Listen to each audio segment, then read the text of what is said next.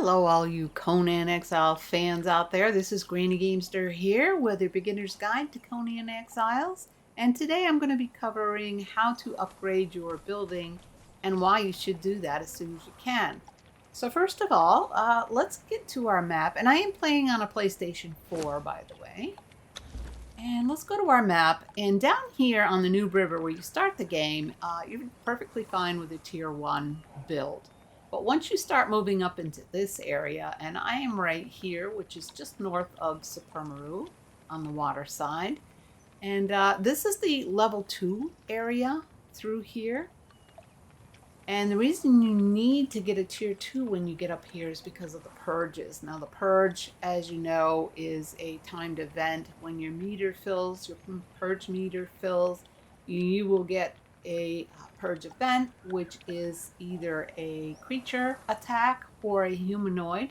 In this particular area, it can be either a scorpion or lotus or relic hunter raid on my camp. So if I don't have a tier 2, I'm in danger of losing some of my buildings, etc. They can break right through everything and potentially lose some stations, workstations, etc. So I want to reinforce my building as soon as possible in this area. Once you get north of this area, up into here, you're going to be dealing with tier 3 enemies during the purge. So you'll want to move to a tier 3 build. So the way you find this is you go into your feats and you click over to your little mallet, your little hammer. And as you can see, your tier 1 build you start out with, which is Apprentice Mason, which is right here. And this gives you the sandstone set. And the salvager belongs to the Isle of Sipta. So if you have that, you will be able to use this as well as your beginning set. The tier 2 is not achievable until you're a level 20. And as you can see, I'm a level 26. By the time I reach this area, I'm usually at a level 20 and higher. So I definitely want to get going on this. So as you can see in the Journeyman Mason, I can make this stone brick set. And if I scroll down here, and it's really kind of slow, I can also make the insulated wooden set. Now the insulated wooden set is a little cheaper to make than the stone brick. So I think for this purpose, we're going to start with that. So again, if you go back into your feats, once you have that checked off, which I do right here, which is my Journeyman Mason, you can go into your crafting section and you will see the pieces here. This is the insulated wooden foundation. And if I scroll down here, I have the stone brick foundation. Now the difference between these two is aesthetics. It's the look. The stone brick is still stone. It kind of looks a little lighter in color, but it's still stone like the sandstone. The insulated wood, on the other hand, has a wooden look to it. So we're going to use that. So if I click on the insulated wooden foundation, you can see that it's going to take me insulated wood and iron reinforcement to make. The stone brick foundation is going to take bricks, shaped wood, and iron reinforcement to make. So it takes 3 items to make. So we're going to do the insulated. So in order to do that, we need insulated wood, and you make that at the carpenter's bench. And as you can see, in order to make that, I'm going to need dry wood and resin. Now, as you all know, you can get resin by using a pick on the trees. That will give you resin right away. But in order to get the dry wood, you need a dryer's stand.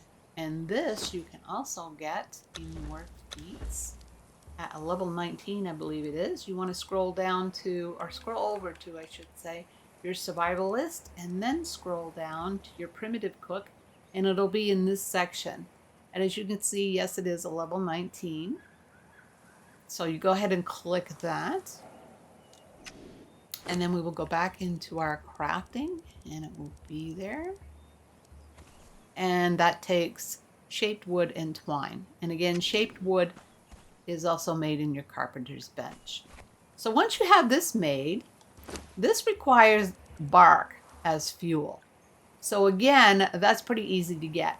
All you need to do is take your pick and chop down trees with it, and it'll give you bark and resin. So you really get a double whammy for resin, because the byproduct of putting wood in the dryer is dry wood and resin.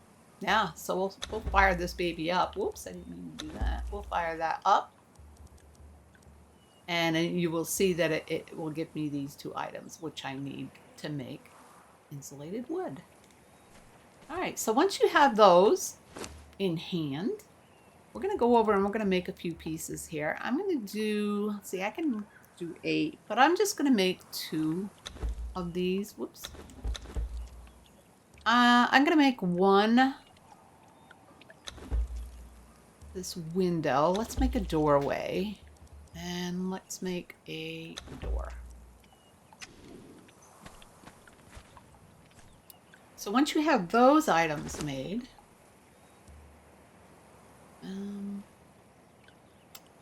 oh, I bet it put it in my radial. It did. Okay.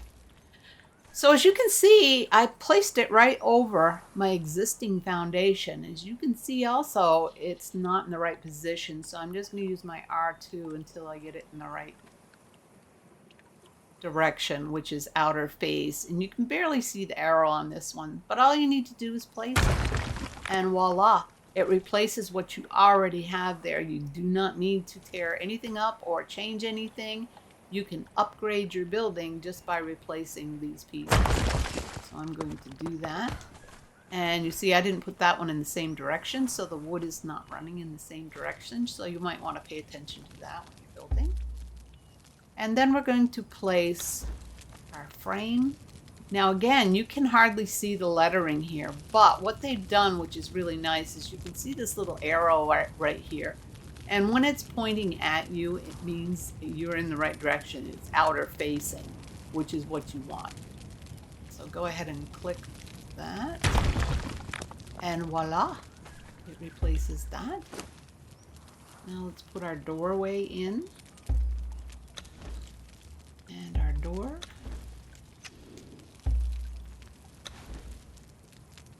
And again, I don't see the arrow, so we're going to hit the R2 until the arrow shows up. I know I have it in the right direction now, so I'll place that.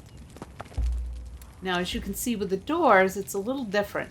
You do have to pick up the existing door in order to place the new one. And if you don't have the doorknob in the right direction, you can take your R2 and move it. I want it right there. And voila!